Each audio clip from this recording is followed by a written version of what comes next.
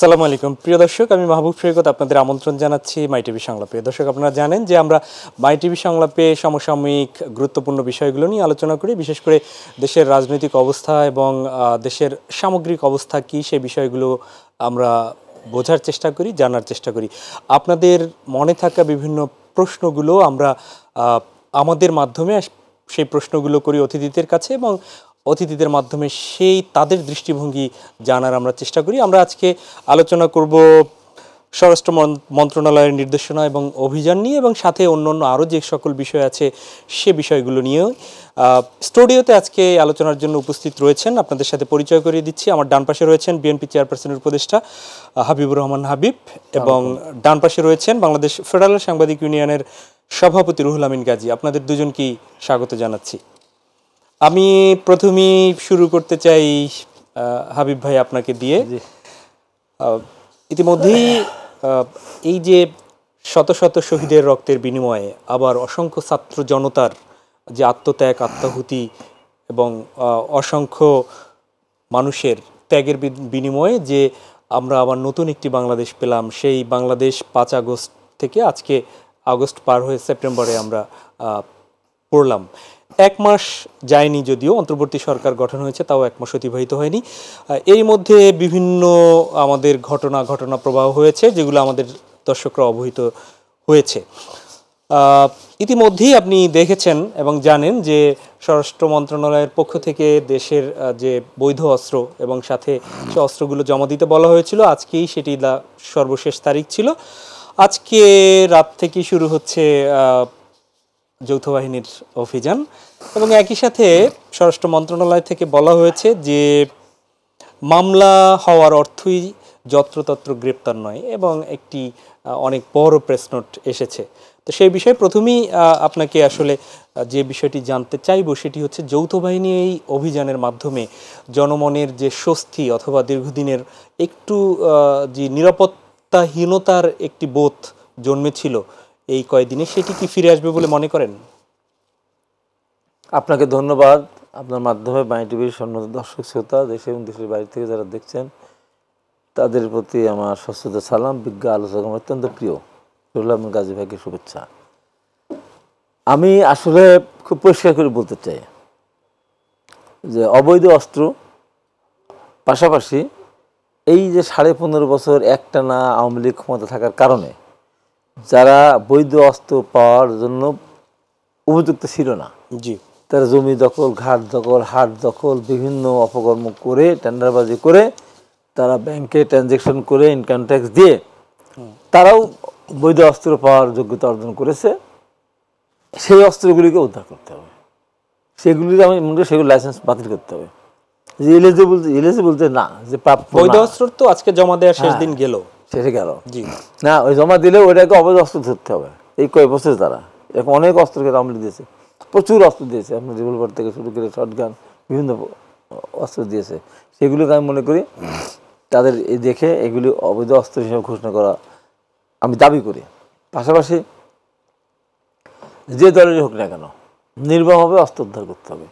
এই 15.5 বছরে আওয়ামী লীগের প্রত্যেকটা একদম উপজেলা থেকে শুরু করে জেলা কেন্দ্র, ওই যেভাবে তারা অস্ত্র অবৈধভাবে টাকা উপার্জন করে বৈধ অস্ত্র কিনেছে, পাশাপাশি তাদের কাছে প্রচুর অবৈধ অস্ত্র, প্রচুর। এই অবৈধ অস্ত্র উদ্ধারের ক্ষেত্রে আমি নির্মমভাবে প্রশাসন করবে বলে বিশ্বাস করি, যে দলের হোক না কেন। আমাদের তো 15.5 বছর আর 2 বছর 17 বছর আমরা পরীক্ষা দিয়ে পাস টাস করে আমরা বসে আছি। তার আমাদের তো এগুলি নাইও ব্যবহার আমরা করতে পারিনি। তারপরেও যদি কারোর কাছ থেকে থাকে যে সেটা যদি যৌথ বাহিনী উদ্ধার করে, তাতে আমি ওয়েলকাম জানাবো, আমি কোনো প্রতিবাদ করবো। এখন হতে হবে এটা নির্মম হবে। এখন আপনি যে কথাটা আমি একটু সেই প্রশ্নের উত্তরে পরে আসি। আমি আসলে অস্ত্র উদ্ধারের বা যৌথ বাহিনীর অভিযান সেটি নিয়ে রুহুল আমিন গাজী আপনার কাছে আসি। এর আগেও যৌথ বাহিনীর বিভিন্ন সময় বাংলাদেশের প্রেক্ষাপটে যৌথ বাহিনীর অভিযান হয়েছে, সেখানে অস্ত্র উদ্ধারের ঘটনাও ঘটেছে। যৌথ বাহিনীর অভিযান তো শুধু অস্ত্র উদ্ধার করা এমনটাই শুধু না, আস্থা ফিরিয়ে আনারও একটি ব্যাপার রয়েছে। তো এবারের এই যৌথ বাহিনীর অভিযান থেকে আপনার চাওয়াটা কি বা পর্যবেক্ষণ আপনি কি মনে করছেন? শুরুতেই ধন্যবাদ জানাতে চাই নতুন স্বাধীনতা অর্জন 2024 সালের ছাত্র জনতা যে অকাতরে রক্ত দিয়েছে তাদের প্রতি শ্রদ্ধা জানাতে চাই এবং তাদের উপযুক্ত ক্ষতিপূরণ যারা আহত নিহত বা চক্ষু পা হারিয়েছে ক্ষতিপূরণ পাক এটা চাই। আপনি যে প্রশ্ন করেছেন আমি এখন পর্যন্ত তারা বিশেষ করে সংবাদপত্রের কর্মী থাকার কারণে আমি যেটা দেখেছি জি যৌথ বাহিনী আপনার স্বরাষ্ট্র মন্ত্রণালয় ঘোষণা দেওয়ার পরে যেটা আমাদের হাবিব উল্লেখ করলেন খুব একটা কিন্তু যে অবৈধ টাকা দিয়ে বৈধ অস্ত্র কিনা যারা তারা কিন্তু খুব একটা জমা দেয়নি, তারা এই বিষয়টাকে আমলেই নেয়নি। এখন যৌথ বাহিনীর প্রধান কাজ হবে এই যে যারা আমলে নেয় না, কারণ এটা তো অবৈধ হয়ে গেছে। জি আজকের সন্ধ্যার পরে এটা অবৈধ, রাত 12টা থেকে এইটা অভিযান চলবে। আমি আশা করি নিশ্চয়ই স্বরাষ্ট্র মন্ত্রণালয় তার বিভিন্ন গোয়েন্দা সংস্থার মাধ্যমে এই তালিকা প্রণয়ন করেছেন। সে যেই দলেরই হোক, বিএনপির হোক আর যেই হোক, আমি আওয়ামী লীগ তো বটে, ওরা তো অস্ত্রের কারখানা, ওরা অস্ত্র শুধু বাংলাদেশ থেকে নেয় না, আরও পাশাপাশি অনেক বহু দেশ থেকে তারা অস্ত্র আইনা মজুত করেছে। যে অস্ত্র তারা ছাত্র জনতার উপর ব্যবহার করেছে, নির্মমভাবে হত্যা করেছে। পুলিশের সাথে সাথে তারা কিন্তু কম হত্যা করেনি, একইভাবে কিন্তু তারা হত্যা করে। এই দলটা একটা হত্যাকারী দল। এখন যারা তাদের রাজনীতি নিয়ে কথা বলেন, হত্যাকারীরা আবার রাজনীতি নাকি? প্রকাশ্য দিবালোকে মানুষকে, ছাত্রকে, সাংবাদিক, 5 জন সাংবাদিক হত্যা করেছে। হত্যাকারীরা আবার কথা কিসের? তারপরে আমি বলবো, আমি চাই যৌথ বাহিনী যেন এই অস্ত্র উদ্ধারে সফল হয়। যদি সফল না হয় তাহলে এটা আমাদের জন্য এই কয়দিনে, অল্প কয়দিনে বর্তমান সরকারের সফলতা দেখিয়েছে, আমরা তাতে খুশি। ব্যক্তিগতভাবে আমি তো হ্যাপি যে তারা কম সময়ের মধ্যে অনেকগুলি কাজ করেছে।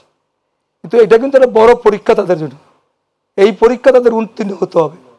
আমি বিশ্বাস করি স্বরাষ্ট্রমন্ত্রী যিনি এসেছেন তিনি অনেক প্রাজ্ঞ, অভিজ্ঞ, তিনি বিডিআরের দীর্ঘদিনের দায়িত্বে ছিলেন এবং তিনি এই যে আমাদের যে বিডিআর হত্যাকাণ্ড, এই ঘটনাটাও তদন্ত করা উচিত এবং উনি জানেন এই ঘটনাটা পুরোটা, কারণ উনি ইনকোয়ারি করেছেন। সুতরাং আমি মনে করি যে যৌথ বাহিনীর এই অস্ত্র উদ্ধার যদি কোনো কারণে ব্যাঘাত হয়, পুরো জাতি ক্ষতিগ্রস্ত। রুহুল আমিন গাজী, আপনার কাছে এই, আপনি নিশ্চয়ই দেখেছেন যে আমরা এই বৈষম্যবৃদ্ধি ছাত্র আন্দোলনের সময় বিভিন্ন জায়গায় যেখানে তাদের উপরে গুলি চলেছে, সেখানে আমরা বিভিন্ন সময় দেখেছি যে একটি দলের নেতা কিংবা কর্মীরাও গুলি ছুঁড়েছিল।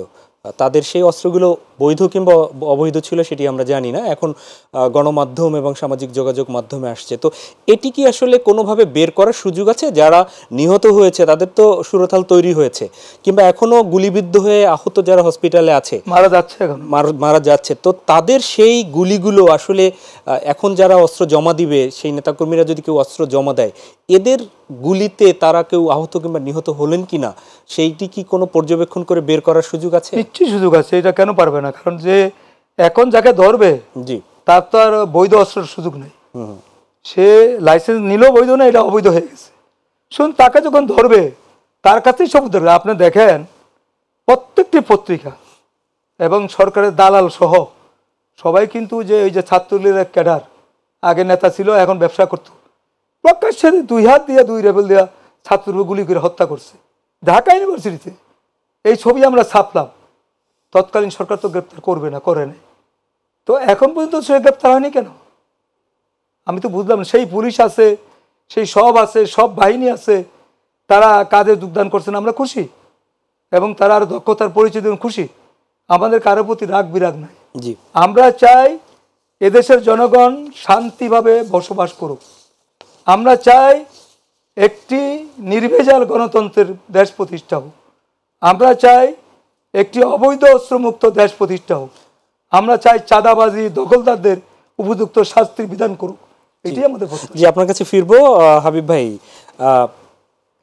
পর্যবেক্ষণে অনেক সময় দেখা যায় যে যখন এরকম পট পরিবর্তন হয়, কিংবা আপনারা বলে থাকেন যে সন্ত্রাসীদের দল নেই, কিন্তু তারপরও যারা চাঁদাবাজ, যারা সন্ত্রাসী, যারা অবৈধ অস্ত্র মজুতদার কিংবা বহন করে, তারা কিন্তু সময় সুযোগ বুঝে যারাই যদি কি মানে গতি থাকে, স্রোতের একদম গতি, সেই দিকেই তারা তাদের সাথে পৃষ্ঠপোষকতায় চলে যায়। নেতাদের ছত্রছায়ায় তারা এরকম, আমরা রাজধানীতেও অনেকগুলো গণমাধ্যমে এসেছে যে এর আগে ছিল হয়তো আওয়ামী লীগের ক্যাডার, এখন কোনো বড় নেতার পৃষ্ঠপোষকতায় সে বিএনপি ক্যাডারের ছত্রছায়ায় চলে গেল। এখানটায় আসলে আপনারা কিভাবে বের করবেন, বা এই যে সর্ষের মধ্যে ভূত কিভাবে তাড়াবেন? আমাদের তো পরিষ্কার বক্তব্য, আমাদের দলের ভারপ্রাপ্ত চেয়ারম্যান, দলের সাধারণ সম্পাদক ফজলুল আলমগীর পরিষ্কার করে বলেছেন, কোনো আওয়ামী লীগের কোনো পর্যায়ের নেতা কর্মীকে দলে নেওয়া যাবে না। যদি কেউ নিয়ে থাকে, যাকে নেওয়া হবে সে তো বিএনপি করতে পারবেই না। যে নেতা নিজের দল ভারী করার জন্য নেবে তাকে দল থেকে বহিষ্কার করা হবে। তাহলে এখানে আসা তাদের কোনো সুযোগ নেই, পরিষ্কার সুযোগ নেই। ইতিমধ্যে কিছু কিছু জায়গায় এরকম কেউ কেউ দল ভারী করে, তাদের লোক সংখ্যা কম, দল ভারী চেষ্টা করেছে। আমাদের কাছে সেই রিপোর্ট আসতেছে, আমরা এই রিপোর্ট চূড়ান্তভাবে জমা দিলে তার দল করা খুব মুশকিল হবে। মুক্ত কম্বলের লোম যদি বাঁচতে চান তাহলে কি কম্বলের লোম বাঁচবে কেন? আমাদের তো লোক আছে, আমার অন্য লোকের দরকার নাই তো। বিএনপির তো অন্য জায়গার থেকে লোক নেওয়ার প্রশ্নই আসে না। তার শহীদ রাষ্ট্রপতি জিয়া রহমানের প্রতি মানুষের, দেশের মানুষের শ্রদ্ধাবোধ আছে, বিশ্বাস আছে। ম্যাডাম খালেদা জিয়ার প্রতি মানুষের বিশ্বাস, আস্থা আছে। আমাদের নেতা, আগামী দিনের রাষ্ট্রনায়ক যেন তারেক রহমান, দলের ভারপ্রাপ্ত চেয়ারম্যান, তার প্রতি সমস্ত মানুষের বিশ্বাস। এখন শুধু বিএনপি না, এই দেশের সমস্ত রাজনৈতিক দলগুলো জনাব তারেক রহমানকে এই দেশের আগামী দিনের নেতা হিসাবে তারা ভাবে। তো সেই কারণে উনি পরিষ্কার বলেছেন। আর আমি রাজনীতিবিদ, আমি একটা জেলার আহ্বায়ক, ম্যাডাম মানে সাবেক প্রাইম মিনিস্টার, আমি উপদেষ্টা মণ্ডলীর সদস্য। আমার যদি আমার কাছের লোকও যদি কেউ কিছু করে থাকে, আমি তাকে এতটুকু স্বীকার করবো না, কারণ আমার নেতার নির্দেশ আমি পালন করবো। এবং এই বক্তব্য আমি জেলা কমিটির আহ্বায়ক হিসেবে বারবার দিয়েছি, দু একজনকে আমি দেখেছি, আমি হুঁশিয়ার হোসেন করেছি গত 1 তারিখেও, যদি এটিকে করেন, দলের নির্দেশ অমান্য করেন, নেতার নির্দেশ অমান্য করেন, তার কিন্তু রেহাই নেই। জি, এবার আমি বলে শেষ করি। এখন যে কথাটা আমি বলতে চাচ্ছি সেটা, ওই যে ভাইও একটু বলতেছেন, আপনি একটু বলতেছেন, এই যে এখন কিছু কিছু কথা আসছে, হয়তো কথাটা আপনি পরে আমাকে জিজ্ঞাসা করতে পারেন, তারপরেও আমি বলে দিচ্ছি, আমার পরিষ্কার বক্তব্য, এই আওয়ামী লীগ আগামী দিনে বাংলাদেশে রাজনীতি করতে পারবে না, ভোট করতে তারা পারবে না, যত তাদের ঐতিহ্য থাক না কেন। একজন মানুষ, আপনি কলেজের বিশ্ববিদ্যালয়ের শিক্ষক হতে, ভাইস চ্যান্সেলর হতে, সেদিন মানুষকে খুন করে, তা কী বলবেন? ভাইস চ্যান্সেলর বলবেন? খুনই বলবেন? তার কোনো রেহাই নেই। এরা, হ্যাঁ, আওয়ামী লীগের স্বাধীনতা আন্দোলন সংগ্রাম সমস্ত ঐতিহ্য আছে, কিন্তু সমস্ত কিছুকে বিসর্জন দিয়েছে। এবার পৃথিবীর ইতিহাসে একটি দেশের মধ্যে একটি সরকার এইভাবে হেলিকপ্টার দিয়ে মানুষ মেরেছে। এখন ধরেন আপনার গাজাতে মারছে ইসরায়েল, সেটা আলাদা কথা। দেশের মধ্যে হেলিকপ্টার দিয়ে তারা মানুষ হত্যা করেছে, তারা টিয়ার শেল মেরেছে, সাউন্ড গ্রেনেড নিক্ষেপ করেছে, আর গুলি টুলি যেগুলো সে তো করেছি, পৃথিবীর ইতিহাসে আছে। শিশু বাচ্চা, আমি তো 90 আন্দোলন করি, এটা হলো আপনার দ্বিতীয় স্বাধীনতা না, তৃতীয় স্বাধীনতা। এটা আমরা 90 সালে আমরা এর কাছ থেকে গণতন্ত্র উদ্ধার করেছিলাম। সেখানেও দিফাল শাহ জাফর জানাল থেকে শুরু করে সর্বশেষ জিহাদ এবং ডক্টর মিলনের রক্তের মধ্যে দিকে আমরা অর্জন করেছিলাম। এখন কথা হলো যে এই অর্জনকে, এইবারের অর্জনকে আর বিসর্জন দেওয়া যাবে না। এই জন্য আমি আজকের এই মিডিয়া, আমি বলছি, আমি আগে গতকাল আয়ে বলেছি, ফেস দ্য পিপল বলেছে, পরিষ্কার করে বলবো, যারা সে যেই হোক না কেন, যদি কেউ বলে যে আওয়ামী লীগ ঐতিহ্যবাহী দল, তাদের নির্বাচন করার অধিকার আছে, দল করার অধিকার আছে, আমি নো, না, নাই তাদের আপাতত। তারা এই দেশে 4টি নির্বাচন কারচুপি করেছে, 4টি নির্বাচন। 2008 সালে মইনু আহমেদের সেই 10% করে ভোট কেটে রেখেছিল, তার প্রমাণ হলো ভোট হয় 8টা থেকে 4টা পর্যন্ত, 1 নাগালে ভোট হয়, কোনো বিরতি থাকে না। এবং এবার করলো কি, এবং এজেন্ট থাকে, 4টা পর্যন্ত ভোট হওয়ার পরে আধা ঘন্টা বিরতি, তখন এই বাক্সগুলি ঢুকে সিল মারা ভোটগুলো তারা ঢুকে দিয়ে 86% ভোট কাজ করেছে, যা বাংলাদেশে কিন্তু হয়নি। আর পরপর এইতেই 3টা নির্বাচন, 2014 সালের নির্বাচন, 18 সালের নির্বাচন, 24 সালে জনগণকে এরা ভোট দিতে যেহেতু দেয়নি, এদেরকেও আগামী দিনে ভোটে দাঁড়ানোর কোনো অধিকার এই দেশের জনগণ দিবে না। কেউ যদি মনে করে থাকে, আমি দেখছি 2-1 জন উপদেষ্টার মধ্যে দিয়ে বলছে, আমাদের অ্যাটর্নি জেনারেল, আমরা একসাথে, আমাদের দলের নেতা, তিনিও বলেছেন সরকারের কোনো সিদ্ধান্ত নেই ধরনের। আমি ছাত্র জনতাকে বলবো, এই বৈষম্যবিধি ছাত্ররা যারা জীবন দিয়েছে, কবরের মাটি এখনো শুকায় নাই, রক্তের গন্ধ এখনো কিন্তু মুছে যায়নি, এখনই তারা বলা শুরু করেছে আওয়ামী লীগের নির্বাচন শেষ করে দিয়ে। এই আওয়ামী লীগ নির্বাচনে আসলে কী হবে? এত অবৈধ টাকা আছে, এত অস্ত্র আছে, এত তাদের আছে, ইলেকশনের দিন আমরা তাদেরকে বাজাতে পারবো না। যদি আওয়ামী লীগ দিয়েছে বাধা, 18 সালে দিয়েছে, আমাদেরকে আহত করেছে, হেলিকপ্টার আমরা আসতে হয়েছে, এই নিরপেক্ষ সরকার তো বাধা দেবে না। ওখানে অবৈধ টাকা নিয়ে মাঠে নেমে এমন বিশৃঙ্খলা সৃষ্টি করবে, যেটা 90 সালে যদি আমি বা আমরা যে কোনো একজন বলতাম যে জাতীয় পার্টি নির্বাচন করতে পারবে না, এই কারণে একটা সংসদ থাকা অবস্থায় তাকে ভেঙে দিয়ে ক্ষমতা দখল করেছিল, মানুষ হত্যা করেছে, অর্থাৎ সেই দল নির্বাচন করতে পারবে না, তাই হতো। কিন্তু তাই যদি হতো 24 সাল পর্যন্ত আজকে আমাদের কষ্ট করতে হতো না। তাই আমি ছাত্রদেরকে বলবো, বৈষম্য ছাত্রদেরকে বলবো, তোমরা আওয়াজ তোলো। আওয়ামী লীগ আগামী দিনে রাজনীতি করতে পারবে না, আগামী দিন অন্তত 3-4 টার্ম তারা বাংলাদেশে কোনো ভোট করতে পারবে না। জি, আপনি পরিষ্কার করেছেন। আমি একদমই সুনির্দিষ্টভাবে আপনাকে 1.5 থেকে 2 মিনিটের মধ্যে একটু বলবেন। সেটি হচ্ছে যে নিশ্চয়ই বিএনপির ভারপ্রাপ্ত চেয়ারম্যান তারেক রহমান এবং বিএনপির শীর্ষ নেতা যারা রয়েছেন, তারা প্রথম থেকেই বলছেন যে যারা এই বিজয়কে নস্যাৎ করার জন্য আসলে এই যে যারা বিশৃঙ্খলা, চাঁদাবাজি বা বিএনপির নাম নিয়ে যারা করছে সেটির কথা বলেছে। আমরা দেখেছি অনেক বড় বড় নেতাকেও ইতিমধ্যে তারা পানিশড করেছে, সাসপেন্ড করেছে, এমনকি তারা মামলাও দিয়েছেন। সভাপতি পর্যায়ের, থানা সভাপতি কিংবা জেলা সহসভাপতি, এই পর্যায়েও আমরা দেখেছি, গতকালকেও ঘটেছে।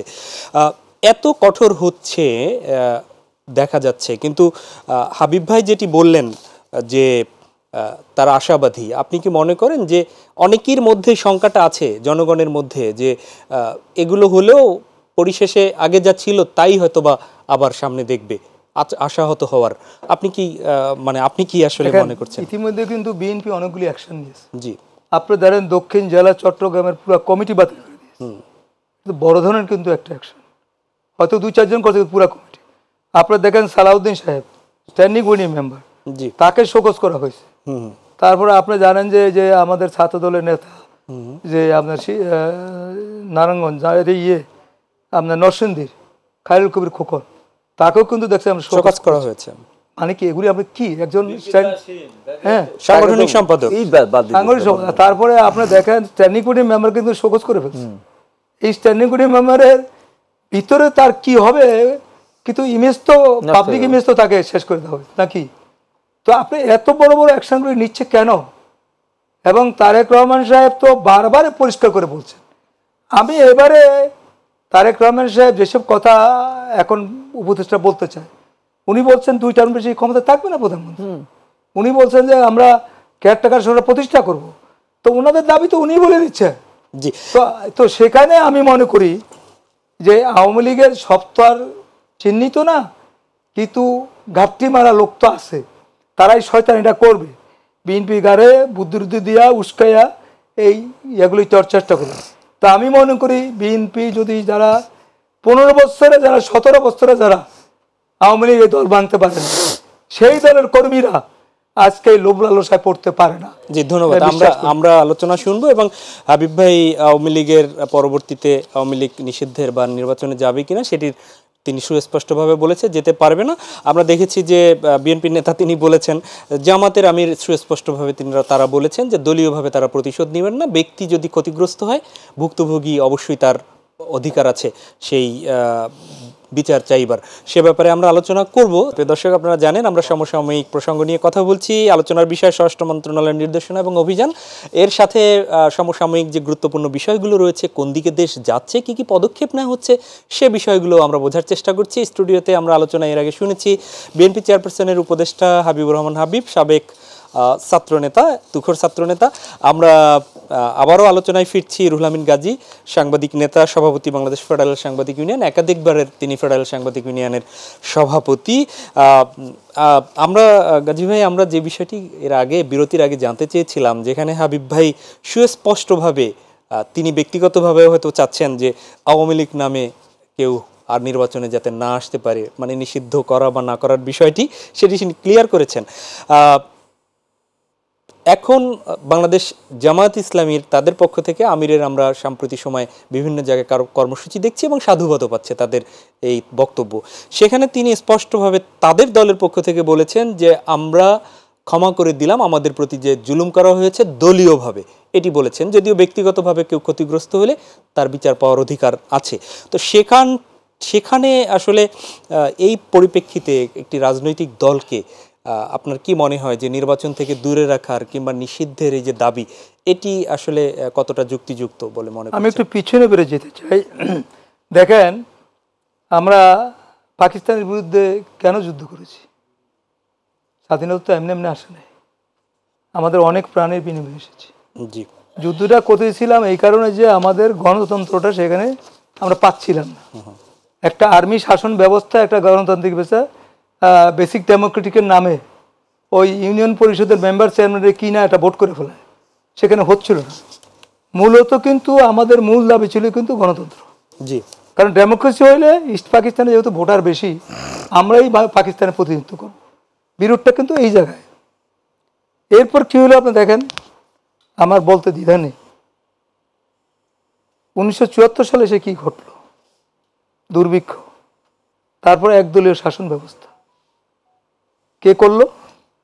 যিনি নায়ক ছিলেন এই পাকিস্তান আন্দোলন, এটা আমার বলতে কোনো দ্বিধা নেই, তাকে কেন্দ্র করেই তো মূলত ইয়েটা হয়েছে, মানে রাজনৈতিক পর্যায়ে। কিন্তু সেনাবাহিনী পর্যায়ে প্রথম যুদ্ধের ঘোষণা দিয়েছেন কিন্তু প্রেসিডেন্ট জিয়া। বিদ্রোহ করেছিলেন তিনি প্রথম যে আই ডিক্লার, প্রথম 1.5 দিন কিন্তু ওনার নামেই কিন্তু এটা প্রচার হয়েছে, রিভোল্ট। জি সেখানে এগুলি আছে, এখন এগুলি ডকুমেন্ট এখন আছে।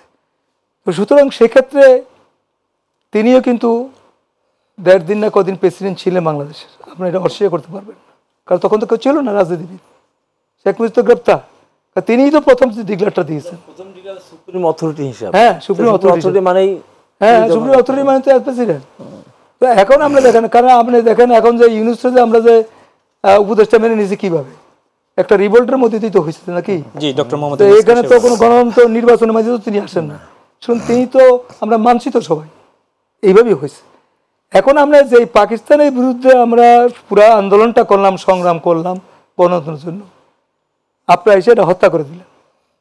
পাকিস্তানের সাথে কিছু সহযোগী ছিল আর বাংলাদেশের রাজনীতি, এরা কি পাকিস্তান যাওয়ার পরে 10 বছরে কোনো রাজনীতি করতে পারছিল? স্বনামে বেনামে করছে, স্বনামে করতে পারে না। আবার দুর্ভাগ্যক্রম হলো সত্য যে যখন তারা সুযোগ পাইছে স্বনামে করা জিয়াউর রহমান আসার পরে, তখন তো আবার সিটও পেয়ে গেছে।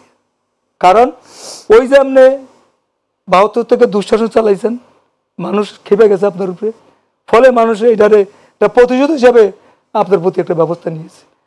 আজকে যদি আপনি 4টা নির্বাচন যদি ভোট না করে থাকেন এবং নিজে আপনি নির্দেশ দিয়ে মানুষকে হত্যা করেছেন, আমি আপনাকে একটা, আপনি জানেন তবু বলতে চাই, দর্শকরা হয়তো জানে না, বিকাল 4টায় এই যে সেনার সদস্যরা, 3 বাহিনীর প্রধান এবং সবাই যে তৎকালীন প্রধানমন্ত্রী হাসিনার বাসায় যে ঢুকলো, তিনি কি বলেছিলেন? তিনি টেবিল চাপড়িয়ে বারবার উঠে যাননি, তিনি বলছে তোমরা গুলি করে সব মেসাকার করে দাও, আমি থাকবো ক্ষমতায়। কিন্তু একটা পর্যায়ে গিয়ে যখন তারা বলছে যে না তাইলে আমরা এটা ছেড়ে দিলাম, এখন মানুষ এসে পারে মারুক, কারে মারবে আমরা জানি না, আরো কঠোর হতে নির্দেশ দিয়েছিলেন, আমরা এটা জেনেছি। জি এটা কঠোর নির্দেশ দিয়েছিলেন, তখন তিনি আর ওই স্টেমিনা আর টিকতে পারেন না। না তিনি দেখতে পাচ্ছিলেন যে জনগণ আসতেছে, ওনাকে দেখানো হচ্ছিল যে মানুষ সারা দেশ থেকে আসতেছে, তার এইসব ওই যে কি দিছে কারফু না ফারবু এগুলো তোয়াক্কাই করে নাই মানুষ। সুতরাং এই অবস্থায় তিনি কিন্তু বাধ্য হয়েছে। তো একটি লোক নির্দেশ দিয়ে মানুষ হত্যা করলো, গণতন্ত্রকে হত্যা করলো, মানুষের মৌলিক অধিকার হত্যা করলো, ন্যায় বিচার হত্যা করলো, শিক্ষা প্রতিষ্ঠান থেকে শুরু করে আমাদের সাংবাদিকতার প্রতিষ্ঠানগুলি, একটা প্রতিষ্ঠানকে তারা তিনি সুস্থ রাখে নাই। আপনি আমার একটা জায়গায় দেখান যে এই জায়গাটা সুস্থ রেখেছে। আজকাল ছাত্রদের ভোট হয় না, ডাকসু নেই, বা কোথাও কিছু নাই, উনি নিজের মতো করে দেশ চালাইতেছে। এইভাবে উনি 6 তারিখ 7 তারিখ বললেন সাংবাদিক সম্মেলন করে, একটু ছোট করে বলতে হবে না যে কি সুন্দর নির্বাচন হয়েছে, মানে উনি আর জাতীয় পার্টির 11 জন বলেন, আপনি 300 এতগুলি আসনের মধ্যে আপনি উনি আর দেশাই, এটা কোনো নির্বাচন হলো? এটা নির্বাচনের মধ্যে পড়ে? কেউ কোনো নির্বাচনে পার্টিসিপেট করছে না, কেউ ভোট দিতে গেছে। এইটা যদি সুন্দর নির্বাচন হয়, তা আল্লাহর পক্ষ থেকে আবার নাজিল হয়ে গেছে যে সুন্দর কারক দেখো, এটা আল্লাহর রহমত মানুষের প্রতি।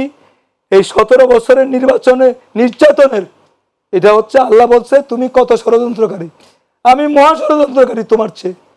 সেটা আল্লাহ ছোট্ট ছাত্রদের, ছাত্র জনতা আন্দোলনের মধ্যে দিয়ে আজকে নতুন বাংলাদেশ তৈরি হয়েছে, এটা দেখিয়ে দিয়েছে মানুষকে। জি আপনি ফিরবো সেখানটায়, আপনি মনে করছেন যে তাদের যে নির্যাতন অত্যাচার এবং এই যে হত্যা বা গণহত্যা, সেখানটায় আমাদের কথা বলেছি, আমার তো দলীয় ভাবে বলছে, কিন্তু হাসিনা তো ব্যক্তিগতভাবে করছে, নিজামী সাহেবকে তো ব্যক্তিগতভাবে মামলা করে হত্যা করছে, তো সে মাপ পাবে কেন? তাই না? সেটা তো থাকবে, সেখানে তো তারা মাপ করে নাই। হাবিবুর রহমান হাবিব, আমরা হাবিব ভাই আপনার কাছে আমি যে জায়গাটি আসতে চাই, আমাদের আজকে শিরোনাম হচ্ছে স্বরাষ্ট্র মন্ত্রণালয়ের নির্দেশনা এবং অভিযান নিয়ে আমরা কথা বলেছি। নির্দেশনার জায়গায় আজকে স্বরাষ্ট্র মন্ত্রণালয়ের মূল যেখানে একদম হেডলাইনের যে কথা, সেটা হচ্ছে যে মামলা হওয়ার অর্থ যত্রতত্র গ্রেপ্তার নয়। আমরা বিগত বেশ কয়েকদিন থেকে দেখছিলাম যে যেভাবে পারছে সেভাবে বাদীকে কিংবা কে করছে তা নয়।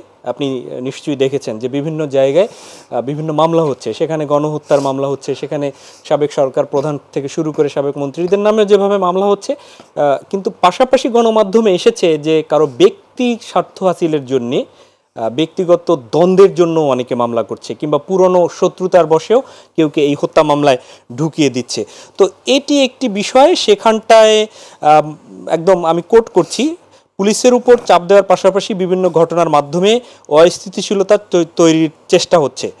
সরকার যখন বিচারের সুস্পষ্ট অঙ্গীকার নিয়ে জাতিসংঘকে সত্য অনুসন্ধানের আহ্বান জানিয়েছে, বিচার প্রক্রিয়া শুরু করেছে, তো তখন এই ধরনের মামলা হওয়া সেটা অনেক কাঙ্ক্ষিত নয়, সেটি এই প্রেস নোটে বলা হয়েছে, সেটি বিজ্ঞপ্তিতে বলা হয়েছে।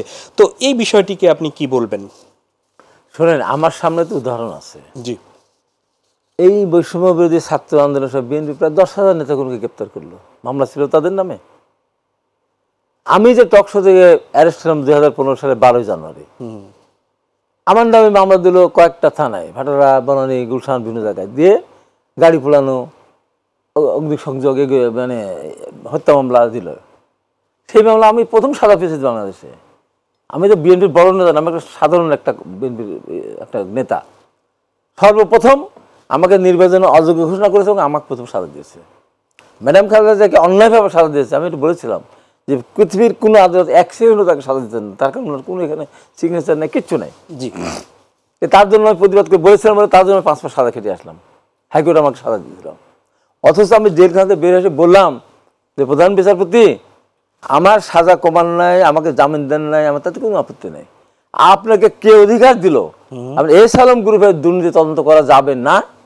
এই দেশের আন্দোলন সংগ্রাম 69 থেকে শুরু করে শেষ দিন পর্যন্ত আন্দোলন সংগ্রাম মুক্তিতে যাওয়ার থেকে আমি গিয়েছি। এই অধিকার কে দিল আপনাকে?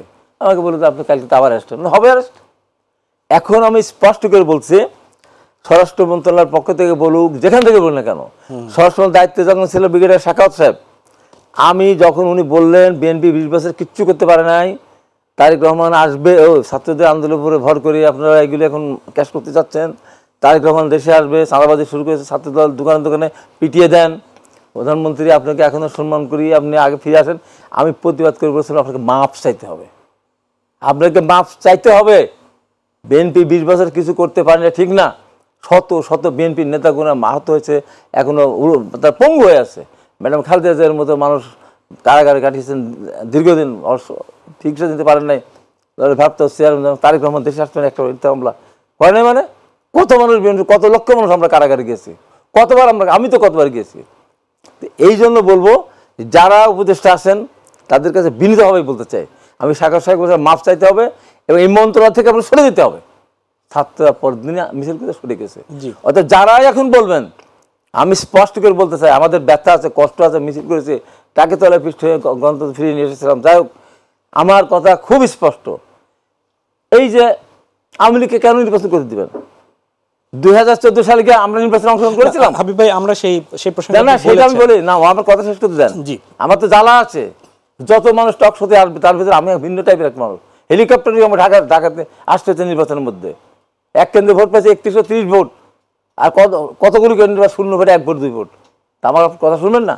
এখন আপনি আসেন, এই যে তারা বলেছিল তাদের 5 লক্ষ মানুষ ক্ষমতা ছেড়ে দিলে একদিনই পারা যাবে। আওয়ামী লীগের একজন মানুষও এই বৈষম্যবিরোধী ছাত্রদের দ্বারা বা বিএনপির দ্বারা নিহত হয়নি, একজনও না, একজনও না, আমি বলছি। তো এই যে কথা তারা মিথ্যাচার করতো, এখন কথা হলো 2014 সালে আপনি নির্বাচন করতে দিলেন না, 2024 সালে আপনি একতরফা নির্বাচন করলেন। আপনি কেন নির্বাচন করবেন? কেন নির্বাচন করবেন? আপনি গণহত্যা করেছেন। যেদিন মোহাম্মদ সাঈদকে হত্যা করলো পুলিশ, ওই দিনই আমার শেষ টকশো ছিল আন্ডারগ্রাউন্ডে যাওয়ার আগে, বৈশাখীতে আহমদ হোসেন ছিল। আমি বললাম, এই সাঈদকে, আবু সাঈদকে হত্যা করার কারণে এখন পর্যন্ত পুলিশ ক্লোজ হয়নি, অতএব এই হত্যার প্রধান আসামি হবে প্রধানমন্ত্রী, দ্বিতীয় আসামি স্বরাষ্ট্রমন্ত্রী, তৃতীয় আসামি আইজিপি, তারপরে ওই এলাকা এসপি এবং ওই এলাকার দায়িত্ব।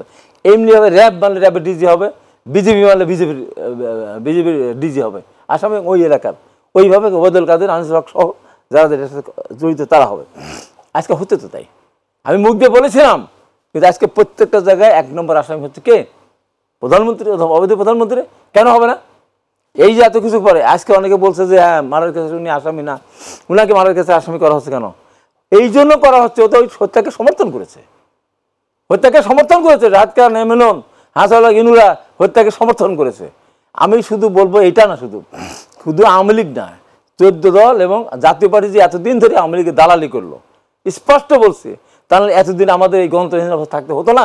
2024 সালে যদি জাতীয় নির্বাচন না যেত, তাহলে এই নির্বাচনটা তারা করতে পারে না। 2014 সালে পারত না। শেষ কথা আমি বলে, আমাদের ছাত্ররা ভুল করবে না। আওয়ামী লীগকে মাঠে তারা যদি আসতে দেয়, এই যে জাতীয় পার্টি কিনে যে খেলায় আমরা 24 সাল পর্যন্ত আমরা এই যে কষ্টটা পেলাম, আবার তারা করবে। অতএব এই ছাত্ররা কোনোভাবেই আওয়ামী লীগ আগামী নির্বাচন করুক এটা তারা চাইবে না। তাই উপদেষ্টা মহোদয়কে বলতে চাই, এত সরাসরি এত তাদের ভোলানোর চেষ্টা করেন না। 1 মাসও হয় নাই, আমরা 10 দিন 15 দিনের ভিতরে বলে কবরের মাঠে শুরাই না, এখনো রক্তে দাগ মুছে যায় নাই। আপনি বলে ফেললেন যে আওয়ামী লীগ আসো, আপনারা দল গঠন করেন। আমরা এই সমস্ত কথা বলা থেকে বিরত থাকার জন্য বলছি, সে যেই হোক না কেন, না কেন, এটা আমাদের স্পষ্ট বক্তব্য এবং আমার দাবি। জি জি জি, এই বক্তব্যের পরে ব্যবস্থা নিয়েছে। আমাদের যে জায়গায় আমরা ছিলাম, আমরা একটা বিরতি নিয়ে আবার আসবো। সেখানটায় হচ্ছে যে মামলা শুনে এখানে বিজ্ঞপ্তিতে আছে যারা অপরাধী তাদের অবশ্যই বিচার হবে, কিন্তু নিরপরাধী যারা, তাদের ব্যাপারে যদি উদ্দেশ্য প্রণোদিত কেউ মামলা করে হামলা করে, সেটির ব্যাপারে আপনি নিশ্চয়ই একমত হবেন না। আমি ফিরবো, আমাদের তখন তো কথা বলে একবার গেলই না, তারা মানুষ পরিবর্তনের জন্য আমরা আপনি খুন করবেন না, আপনার বিরুদ্ধে মামলা হবে না, আপনি লুট করবেন। আমি ফিরবো আলোচনা, একটা বিরতিতে যেতে হচ্ছে। বিএনপি চেয়ারপারসনের উপদেষ্টা হাবিবুর রহমান হাবিব, সাবেক ছাত্রনেতা, তার কাছে আপনারা জানেন আমরা কথা বলছি সমসাময়িক রাজনৈতিক প্রসঙ্গ নিয়ে। আমাদের আলোচনার বিষয় স্বরাষ্ট্র মন্ত্রণালয়ের নির্দেশনা এবং অভিযান নিয়ে আমরা ফিরছি। সাংবাদিক নেতা, বাংলাদেশ ফেডারেল সাংবাদিক ইউনিয়নের সভাপতি রুহুল আমিন গাজী আপনার কাছে। আমরা আসলে হাবিবের কথার সূত্র ধরেই আবার ফিরছি। আজকের যে বিজ্ঞপ্তিতে সেখানে সুস্পষ্টভাবে বলা আছে অন্তর্বর্তী সরকার এসব নিপীড়নের বিচার করতে বদ্ধপরিকর। এতদিনে দীর্ঘদিনের দুঃশাসনে বহু মানুষের অপহরণ, গুম এবং বিচার বহির্ভূত হত্যাকাণ্ডের মতো নানা নির্যাতনের শিকার হয়েছে। এগুলো সব আপনারা যেগুলো বলেছে যে এগুলোর বিচার করতে আমরা বদ্ধপরিকর, কিন্তু বিশৃঙ্খলভাবে কেউ যদি তার ব্যক্তি স্বার্থ হাসিলের জন্য করে থাকে, তো সেইগুলোর ব্যাপারে তারা বলেছে যে এইগুলো যাচাই বাছাই হবে, এগুলো নিয়ে হয়তো একটা কমিটি হবে। সে বিষয়টিকে আপনি আসলে কিভাবে মূল্যায়ন করবেন বা দেখবেন? ধন্যবাদ আপনাকে। দেখেন, 16টি বছর জি স্বৈরাচারী অবৈধ শেখ হাসিনা এদেশের হাজার হাজার লাখ লাখ নেতাকর্মীর বিরুদ্ধে, বিএনপি জামাত সহ, জামাতে তো 5 নেতাকে ফাঁসি দিয়ে দিয়েছে। তারপরে আপনার প্রায় 700-র উপরে বিএনপি নেতাকর্মী গুম হয়েছে। জামাতেরও দেখলাম 162 না কত দেখলাম গুম হয়েছে। এই যে গুম কালচার সে চালু করেছে আয়নাঘর থেকে শুরু করে হাজার হাজার মামলা দিয়ে, তখন কিন্তু আমরা কারো কাছ থেকে শুনি নাই আওয়ামী লীগের যে সকল বুদ্ধিজীবী বা যারা এই ফুলের বাগান সাজিয়ে বসেছিল সারা জীবন থাকার জন্য, তারা কিন্তু কেউ কোনোদিন বলে নাই যে মিথ্যা মামলা ইয়া করা হোক, বিরত রাখা হোক বা এগুলি থেকে শাস্তি না দেওয়া। আমি মিথ্যা মামলার ঘোর বিরোধী। মিথ্যা মামলা মোটেই করা, কারণ আমরা মিথ্যা মামলার শিকার। আমি নিজে 17 মাস 18 দিন একটানা ছিলাম মিথ্যা মামলায়, এখনো কিন্তু আমার মামলাটি প্রত্যাহার হয়নি। এই লাখ লাখ মামলা কিন্তু এখনো কিন্তু বর্তমান সরকার প্রত্যাহার করেনি। আমি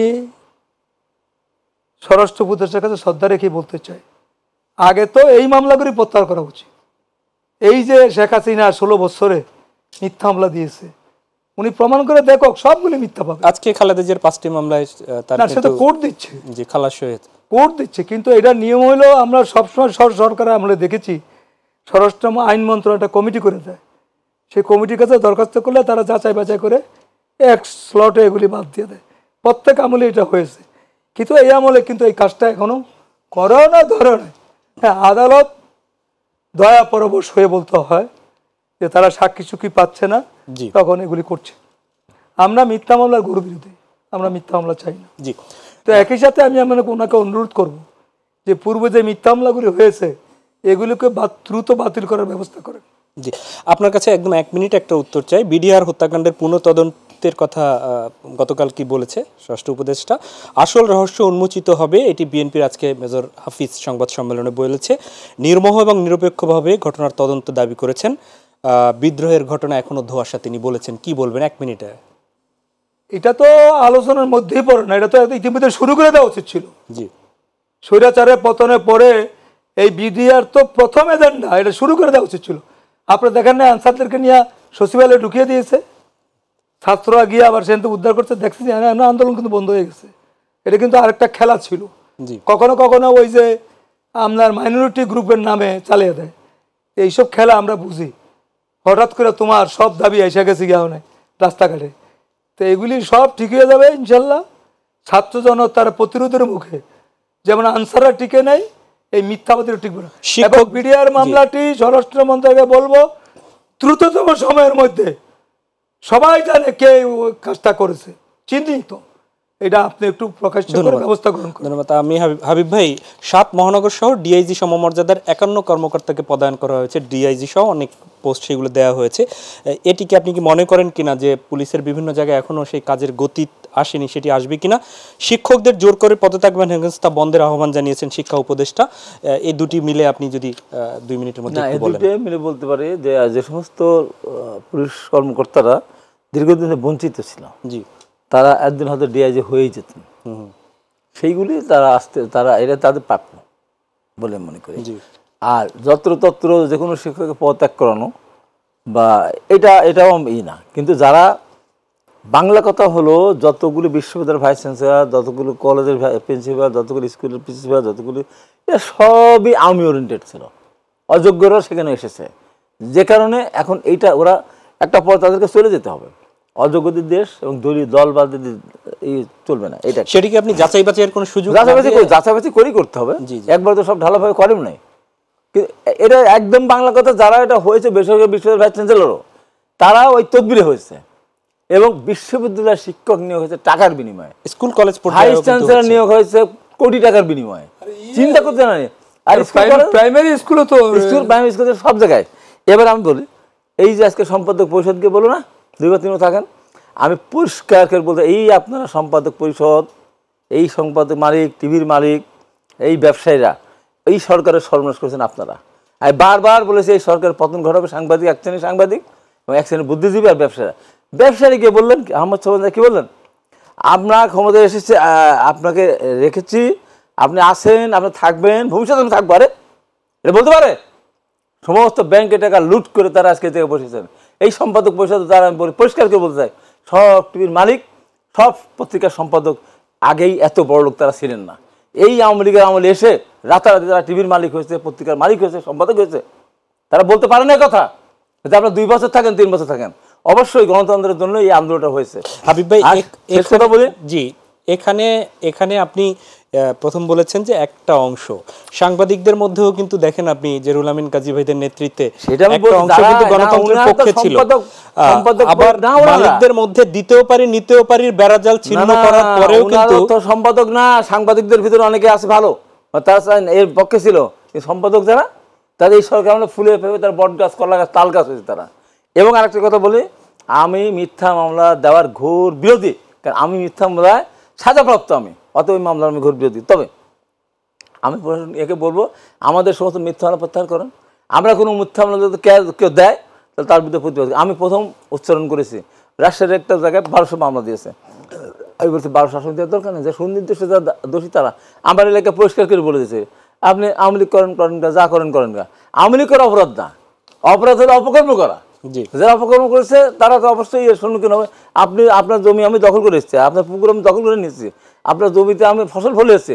এখন আমি ক্ষমতায় নেই, আপনি ক্ষমতায় নেই, আমি যদি আপনার ওখানে যাইতে আমি দখলদার হবো? নিশ্চয়ই আমি দখলদার। এরকম বহু ঘটনা আছে। এবং এখনও বিভিন্ন মিডিয়াতে আমি বলবো, তারা না জেনে, না শুনে, না বুঝে এখনো বিভিন্ন মানুষের নামে বিভিন্ন ধরনের টেলিভিশনে বলে যাচ্ছে অমুক এটা করেছে অমুক, সবগুলো যাচাই বাছাই করে বলতে হবে, পরিষ্কার করে বলছে। এবং এখানে একটা জিনিস খুব পরিষ্কার, মিথ্যাচার করে একটা ছেলের বয়স যখন 7 বছর ছিল তখন বোঝা শিখেছে, তখন থেকে শুনে আসছে এদের স্বাধীনতা একজনের জন্য হয়েছে, এদের সব কিছু আওয়ামী লীগ করেছে, জিয়াউর রহমান দেশ ধ্বংস করেছে, জিয়াউর রহমান স্বাধীনতা চায় নাই, মুক্তির বিরোধী ছিল, চর ছিল, ম্যাডাম খালেদা যে এইটা ছিলেন সেটা ছিলেন, তা এত বুঝানো ওরা বুঝছে। আন্দোলনটা করলো কারা?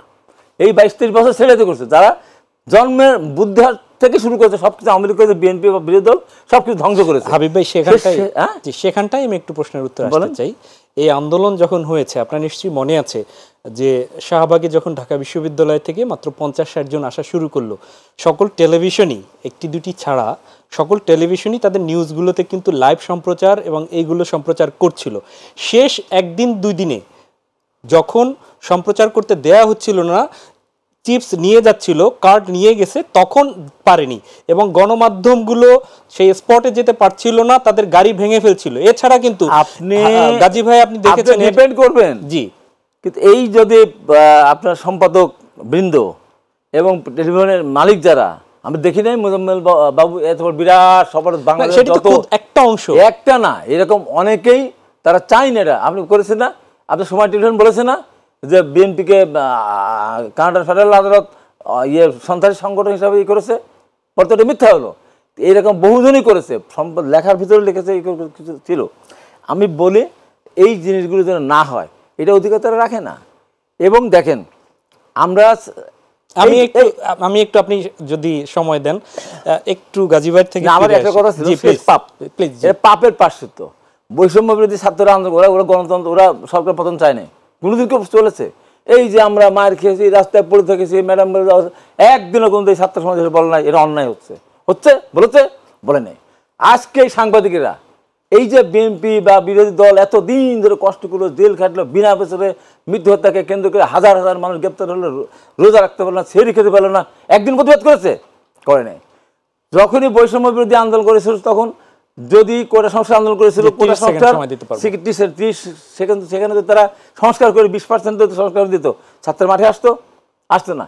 এই যে 2023 সালে যেটা আসলো, কেন আসলো? যখন তাদের দুর্নীতি আজিজ বেঞ্জি যখন আসলো, তখন দেখলাম আমাদের সম্পদও এরকম বের হয়ে যাবে, সেটাকে ঠেকানোর জন্য মনে উপজেলা আমার আমার পিটিও শেষ করে দেবে ওদের কাদের ভাষে আর কি, যে পাপ না হলে কেন ফাজলের উপর প্রশ্ন করবে, আর কেন সম্পর্ক আপনার প্রভাব সামিল করবে?